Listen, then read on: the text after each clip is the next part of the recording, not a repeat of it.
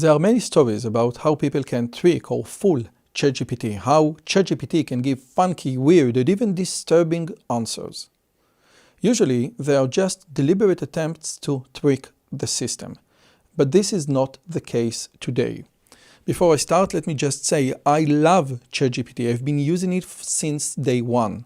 I also have a PhD in computer science, and I'm an AI expert, which means that I know what I'm talking about with regards to ChatGPT. In fact, on this podcast, I've hosted many specialists, including people who help design and build and make ChatGPT a better and a safer place, which is the key word in our story today, AI safety. Today, I opened ChatGPT to help me with my personal goal, and what I found out was horrific. As you probably know, there is a war going on between Israel and Hamas these days. And this is a current event. It started 10 days ago. How can ChatGPT answer about current events? As you probably know, ChatGPT has an unupdated data. Its data is, I think, up until 2021 or 2022. So how can I ask ChatGPT about the current war between Israel and Hamas? The answer is that OpenAI recently released a feature that enables ChatGPT to browse and search the internet using Microsoft Bing. So now I can get updated and relevant results about the conflict or war between Israel and Gaza. The answer I got blew me away. ChatGPT is obviously pro-Hamas, which means that ChatGPT is pro-ISIS. And if you think that Hamas and ISIS are two different things, I strongly suggest that you check out Hamas's ISIS on social media. This is what I asked ChatGPT. There is a war between Israel and Hamas in Gaza these days. It started on October 7. What do you know about this war? This is a simple and straightforward question.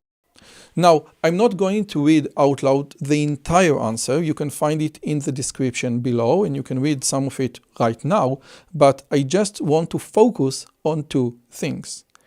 One, in the summary that ChatGPT produced, it completely ignored, it completely omitted the brutal massacre that Hamas conducted to innocent Israeli Jewish civilians. People were murdered. Children, women, elderly, babies were burned alive. Girls were raped. And it completely ignored this brutal massacre. According to ChatGPT, the war started because Hamas fired 3,000 missiles on Israel, which is true, but this is not the case.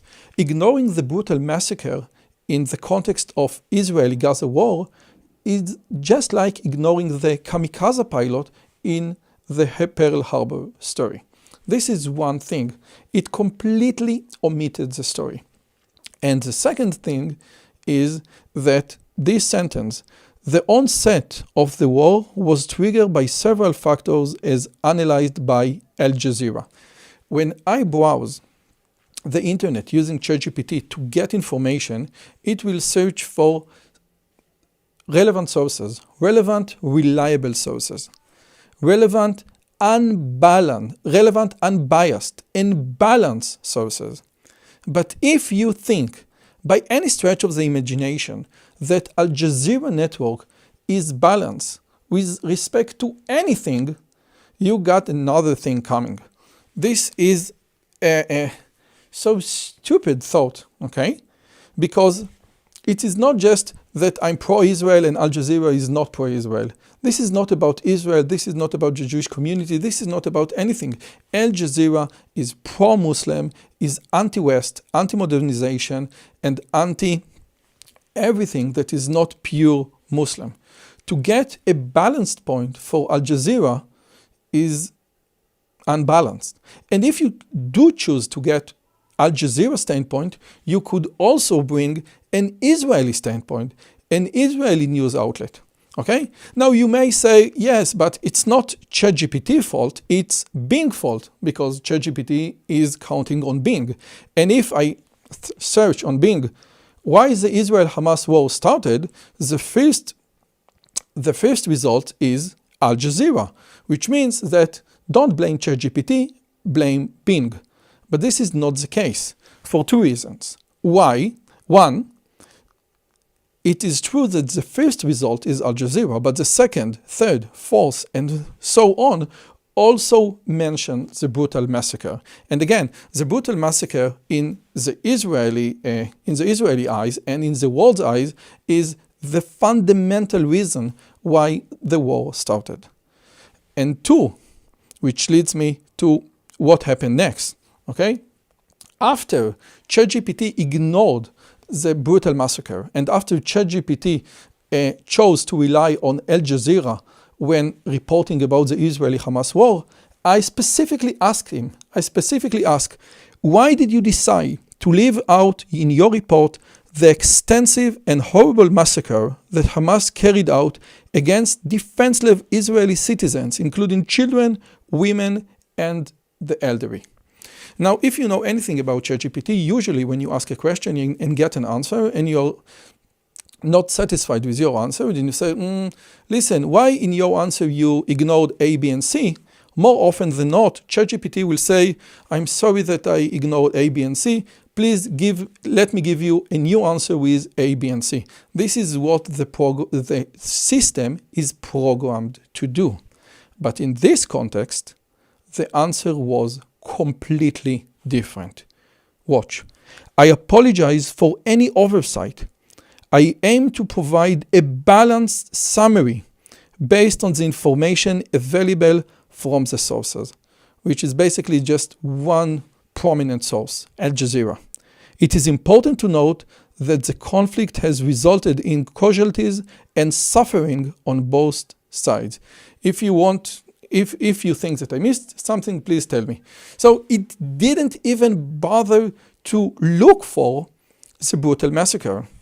Other people told me that when they mentioned the word brutal and massacre, ChatGPT changes to tragic event.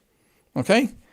Which leads me to the idea of this video, AI safety. OpenAI and the AI industry in general wanted the AI, the tools of AI to be safe. In the technical report paper of GPT-4, the lion's share of the paper was devoted to AI safety. How to make AI a safer place. And by AI safety, basically what we mean that we don't insult anyone. We don't give answers that might insult someone. And this is bad. This is bad for so many reasons. I just want to mention two. One, if you want to solve real life problems, you must face truth. You must face reality. Some truth must be told and must be heard. And if you don't specifically condemn the brutal massacre that was conducted by Hamas, you de facto encourage it. There is no sitting on the fence right now. What can be done? For start, I strongly suggest OpenAI to not count on Al Jazeera as a prominent source of information to anything. And the second thing, that we see a point of light in this great darkness. And the point of light is that the only way the enemy, the bad guys, can win is by telling half-truth and lies. This is the only way they can win. This is why Al Jazeera distort the truth, distort the facts. We need to say the truth out loud in a clear voice. What we have just seen was the most brutal, horrific massacre humanity has ever witnessed, surely after the Holocaust. And to all my friends in Europe and in the US, if we Israeli do not win this war of good versus evil, the West is next. Hamas is coming after you. It's not just against the Jews, it's against humanity.